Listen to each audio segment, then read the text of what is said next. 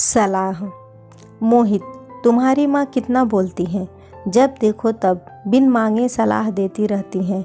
ऊपर से उनके वो घरेलू नुस्खे जिनको सुन सुनकर मेरे कान पक गए।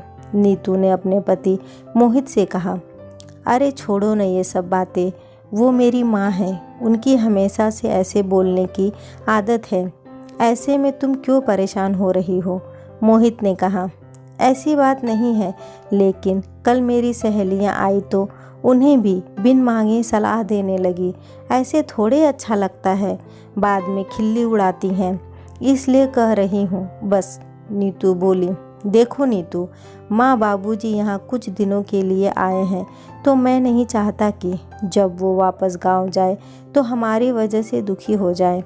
तुमने इतने महीने उनका ख्याल रखा है, अब कुछ दिन और रख लो। मोहित ने सख्ती से कहा, ऐसा थोड़े है कि मैं उनसे प्यार नहीं करती, आखिर मैं भी तो चाहती हूँ कि वो साथ रहे, लेकिन बस ये बिन मांगे सलाह देना बंद कर दे। नीतू ने दबी आवाज़ में कहा। अभी नीतू और मोहित की बातें हो ही रही थी कि सारी बातें मोहित के बापू मोहन जी के कानों में पड़ी।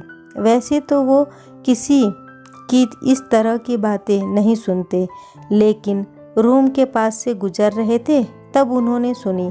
ज़्यादा देर खड़े रहना उन्हें सही नहीं लगा और वे अपनी पत्नी रमा के पास गए। रमा बाहर पौधों को पानी दे रही थी तो उन्होंने एक कप चाय की फरमाइश की। फिर रमा जी उनके लिए और एक कप खुद के लिए चाय बना लाई। मोहन जी ने रमा जी से कहा, रमा, तुम क्यों इतनी सलाह देती हो? इतना कितना?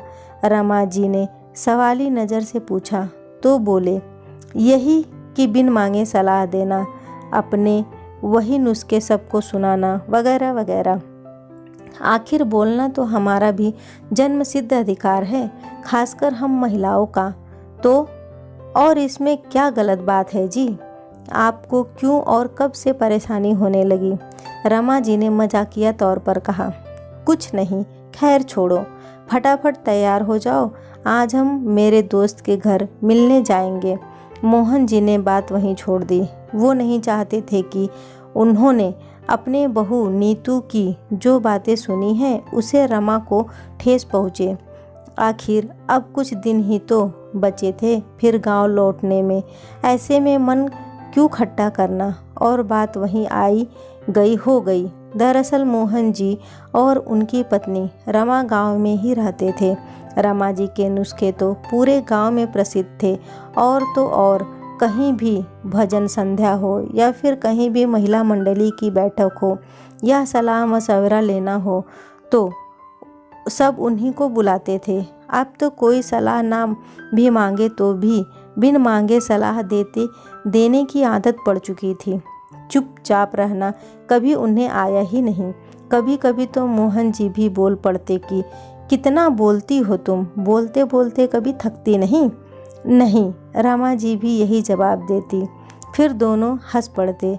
गांव में दोनों पति पत्नी का सम्मान करते थे लोग, उन्हें भी गांव का रहन सहन भाता था। मोहित शहर में नौकरी करने की वजह से वो और उसकी पत्नी नीतू और 1 साल का बेटा भी शहर में ही रहते थे। कुछ महीनों पहले मोहन जी की अचानक से तबीयत खराब हुई। फिर मोहित उनका इलाज करवाने के लिए माँ बाप को अपने साथ शहर ले आया। वैसे भी जैसे जैसे उम्र बढ़ने लगती है वैसे वैसे शरीर भी अपनी तकलीफ जताना शुरू कर देता है। लेकिन मोहित ने अपने पिता के इलाज में और नीतू ने उनकी सेवा में कोई कमी नहीं रखी। जब गांव लौटने का समय आया तो नीतू और मोहित के जिद की वजह से वे कुछ दिन और रहने को राजी हुए। रमा जी गांव की तरह यहाँ भी अपने नुस्खे बिन मांगे सलाह देने से नहीं चूकती थी, और तो और सोसाइटी की सारी महिलाओं के साथ अपनी मंडली बना ली थी, तो वे भी वक्त बेवक्त आ जाती घर पर गप्पे मारने। नीति को इस तरह औरतों का वक्त बेवक्त आना, ऊपर से उनकी आवभगत करना और घर के काम करना, छोटे बेटे की देखभाल तथा घर आए मेहमानों का स्वागत करना, ये सब करते करते वो थक जाती थी। कल शाम जब उसकी कुछ सहेलियां आई तो रमा जी उन्हें भी बिन मांगे सलाह देने से नहीं चूकी। फिर क्या, सहेलियों को भी मौका मिला नीतू का मजाक उड़ाने का। बस यही बात नीतू को अच्छी नहीं लगी। खैर, जैसे तैसे दिन बीते। मोहन जी और रमा जी के गांव जाने के दिन आए। वो दोनों अपने बेटे बहू की सेवा से खुश थे और अपने पोते को प्यार देकर मानो निहाल हो गए। दोनों विदा लेकर गांव लौट आए। अगले दिन मोहित के बेटे की तबीयत खराब हुई। डॉक्टर को दिखा लाए, लेकिन रात को बच्चा रोने लगा तो मानो चुप ही ना होए। सामने वाली पड़ोसी आंटी आई। उन्होंने खबर ली तो बोले, पता नहीं क्या हुआ जो चुप ही नहीं हो रहा, तो डॉक्टर को दिखाओ लाओ। डॉक्टर के पास जाकर आई, दवाई भी दे दी, फिर भी चुप नहीं हो रहा। अब तो इतनी रात को कोई डॉक्टर भी नहीं मिलेगा, क्या करें? एक काम करो, रमा जी को पूछो फ़ोन करके, उनके पास ज़रूर कोई ना कोई नुस्खा होगा। जब मेरा पोता बीमार पड़ा था तब उनके नुस्खे ने तो जैसे कांटा निकाल दिया। आंटी की बात सुनकर उन्होंने रमा जी को फ़ोन लगाया और बताया कि बेटा बहुत रो रहा है। तब रमा जी ने उन्हें घरेलू उपचार बताया। उसके बाद तो जैसे मुन्ने ने रोना बंद कर दिया और चैन की नींद सो गया।